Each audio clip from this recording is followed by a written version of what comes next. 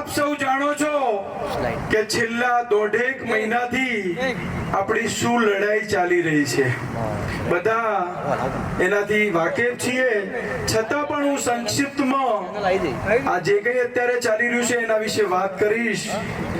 24 માર્ચના દિવસે બીજેપીના નેતા પુરુષોત્તમ રૂપાલા નામ છે, જેમનું એક ભજનિક કાર્યક્રમમાં જઈ અને ભજનની વાતો, ભગવાનની વાતો કરવી જોઈએ એના ઠેકાણે એક સમાજને ઊંચો દેખાડવા અને બીજા સમાજને નીચો દેખાડવાની વાત કરી છે, અને એ પણ આપણી બેન દીકરીઓની અસ્મિતાને ઠેસ પહોંચે એવી વાત કરી છે। એ વાત કદી પણ સહન ન કરવામાં આવે અને અમે સહન નહીં કરીશું। આજે બેન દીકરીની જ્યારે વાત આવે ત્યારે ક્ષત્રિય સમાજનો ઇતિહાસ કહે છે કે ક્ષત્રિયો જે કંઈ બલિદાન આપ્યા છે, મરી ખપ્યા છે, એ બેન દીકરીઓ માટે, ગાય માટે, ધર્મ માટે અને બીજા ઘણા બધા પુરાવા છે, પાળિયા છે। એવું કહેવાય છે કે ભારતની અંદર અને ખાસ કરીને ગુજરાતની અંદર ક્ષત્રિયોના 1 લાખ કરતા પણ વધારે પાળિયા છે। આજે ક્ષત્રિય જો બીજા માટે મરી શકતો હોય, ખપી શકતો હોય, તો જ્યારે પોતાની બેન દીકરીની અસ્મિતાની વાત આવે ત્યારે મરવા ખપવા માટે આજે પણ તૈયાર છે। કદાચ આ અભિમાની સરકારને ખબર નહીં હોય કે આ ક્ષત્રિયોની તાકાત શું છે। આજે સરકારમાં બેઠેલા જે નેતાઓ છે એ આપણો ઇતિહાસ વાંચી અને આજે એ શાસન કરવા લાગ્યા છે। એમને ખબર નહીં હોય કે ક્ષત્રિયોના લોહીનો ગુણ છે શાસન કરવું અને કેવી રીતે પ્રજા વચ્ચે રહેવું અને પ્રજાને કેવી રીતે સાચવવી, એ ક્ષત્રિયનો ધર્મ છે અને એનો લોહીનો ગુણ છે। આજે અભિમાન અને સ્વાભિમાન વચ્ચેની લડાઈ છે, તો બધાને ખબર છે કે અભિમાન કોઈ દિવસ જીતી નહીં શકે।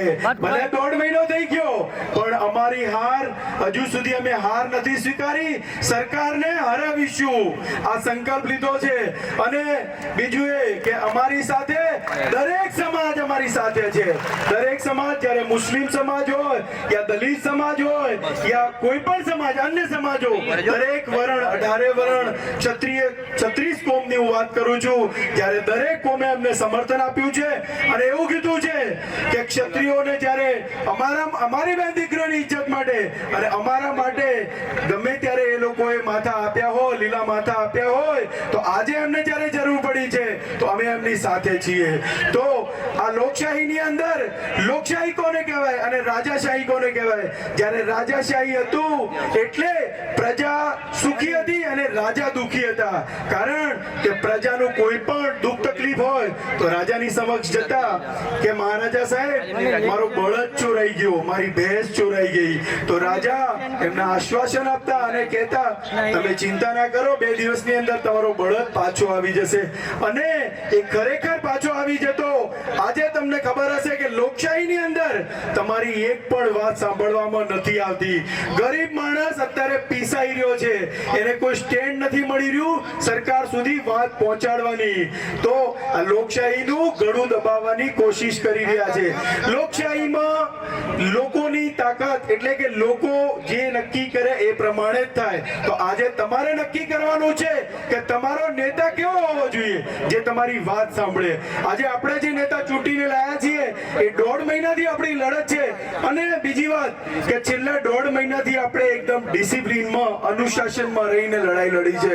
આપણે 14 તારીખે જે મહાસંમેલન યોજાયું એમાં 10 થી 12 લાખ કરતા વધારે ક્ષત્રિયાણીઓ ભેગા થયા હતા, પણ એક પણ સામાન્ય નાનામાં નાની ઘટના પણ ત્યાં આગળ નથી બની, અને એક ઉદાહરણ પૂરું પાડ્યું હતું કે ડિસિપ્લિન શું હોય। તે દિવસે જ આપણે 50% લડત આપણે જીતી લીધી હતી। મને વિશ્વાસ છે મારો સમાજ અને અન્ય સમાજો આજે બધા ખભેથી ખભો મેળવી અને 7 તારીખે બટન એવું દબાવવાનું છે કે મોદીના કાનમાં આ બટનનો અવાજ સંભળાય, અને એને તો હમણાં ખબર પડી ગઈ છે, કારણ કે આપણે ગુજરાતમાં જ્યારે આવ્યા એટલે એમની વાણી પરથી આપણને ખબર પડી જતી કે હવે અમારા શું કહે કે બધું હવે બોરિયા જગ્યા બિસ્તર બાંધી અને બહાર નીકળવાનો સમય આવી ગયો છે. કારણ કે જે લોકોને ગુજરાતની અંદર 25-25, 30-30 વર્ષથી જે લોકોના હાથમાં સરકાર હોય, હું રાજકીય વાત નથી કરતો, જ્યારે આ અનુલક્ષી વાત છે એટલે વાત કરું છું. કારણ કે રૂપાલા ભલે એક વ્યક્તિ હતો, પણ એને પ્રોત્સાહન આપવા વાળી સરકાર જ હતી. કદાચ સરકારે એક ડિસિઝન નાનું લઈ લીધું હોત કે રૂપાલાની ટિકિટ પાછી ખેંચી હોત, તો આપણે આટલા સુધી આંદોલન ના કરવા પડ્યા હોત. તમને એક વાત બીજી કહું કે રૂપાલાએ બીજા દિવસે માફી માંગી, તો માફી કેવી રીતે માંગી, જરા કે વાત સાંભળશો તો તમને લાગશે કે માફી કેવી રીતે મંગાય. એક જાણી જોઈ અને ઈરાદાપૂર્વક બોલવામાં આવ્યું હોય, અને બીજું કે તમે ભૂલથી બોલાઈ ગયું હોય. તો આ વ્યક્તિ કેવી રીતે બોલ્યો છે? કારણ કે 70 વર્ષની ઉંમરે જો માણસને ખબર ના હોય કે મારે શું બોલવું છે, તો પછી એને જીવવાનો અધિકાર નથી. એને કહેવાય ને કે નાનું બાળક અને વૃદ્ધ, એ લોકોની બંનેની બુદ્ધિ એક જેવી થઈ જાય, તો પછી એને રાજકારણમાંથી સંન્યાસ લઈ લેવો જોઈએ. કોઈ પણ સમાજની વચ્ચે જઈને ગમે તેમ બોલવાની એને જરૂર નથી. અને એ બોલ્યો છે, એને સ્વીકાર નથી કર્યો. એ બીજા દિવસે શું કહે છે કે 2-4 રાજવીઓના મારી જોડે ફોન આવ્યા, એટલે પછી હું, જો કદાચ ક્ષત્રિય સમાજને ખોટું લાગ્યું હોય તો હું આજે માફી માંગુ છું. તો શું ક્ષત્રિય સમાજને ખોટું નહીં લાગ્યું હોય? એને એમ છે કે જો કદાચ ખોટું લાગ્યું હોય તો હું માફી માંગુ છું. એટલે ખરા અર્થે એ દિવસે પણ એને માફી ન માંગી. 2 દિવસ પછી ગોંડલની અંદર જયરાજસિંહ જાડેજાના ફાર્મ ઉપર એ લોકોએ ભાજપના નેતાઓ અને અમુક ભાજપમાં જોડાયેલા ક્ષત્રિય આગેવાનો વચ્ચે સભા યોજી અને એમાં એમને માફી માંગી. હવે માફીના શબ્દો તમે સાંભળશો તો ફરી તમને એમ લાગશે કે આ ગમંડી અને જે આ રૂપાળો છે, રૂપાળો કેવી માફી માંગે છે. સાંભળજો તમે, એ શું કહે છે કે જો કદાચ મારા આ શબ્દોથી મારી પાર્ટીને નુકસાન થતું હોય તો હું ક્ષત્રિય સમાજની માફી માંગુ છું. તમે વિચાર કરો, હજુ સુધી પણ એ દિલથી માફી નથી માંગતો અને એવું નથી સ્વીકારતો કે હું ખરેખર જે શબ્દો બોલ્યો છું એ ખોટા બોલ્યો છું. એની પાર્ટીને નુકસાન ના થાય એટલા માટે એ માફી માંગે છે. તો એ વખતે પણ એને જે માફી માંગી એ માફ કરવા લાયક નહોતી, અને આ એવું કૃત્ય કર્યું છે, આજે એને શાબ્દિક પ્રહારો કર્યા છે, એ બિલકુલ માફ કરવા લાયક નથી. અને જો આપણી રગોમાં છાત્રત્વ હોય તો હું એવું માનું છું કદાપી પણ એને માફ ન કરવો જોઈએ.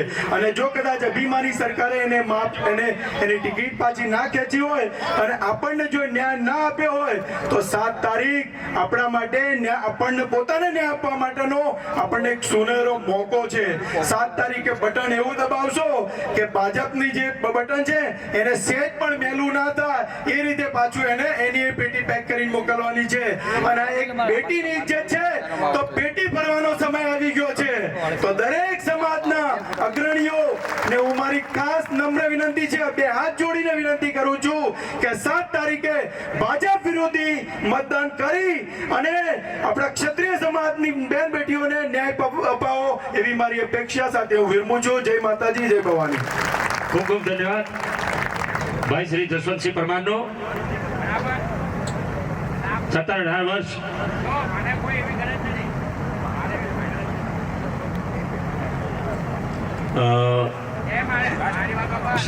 વર્ષ રાષ્ટ્ર સેવા કરીને નિવૃત્તિ બાદ પણ સમાજ સેવા નો આલેખ જગાવીને અહીં આજના સંમેલનમાં ઉદ્બોધન કરવા બદલ ભાઈ શ્રી જસવંતસિંહનો ખૂબ ખૂબ ધન્યવાદ. હવે વિનંતી કરું અમારા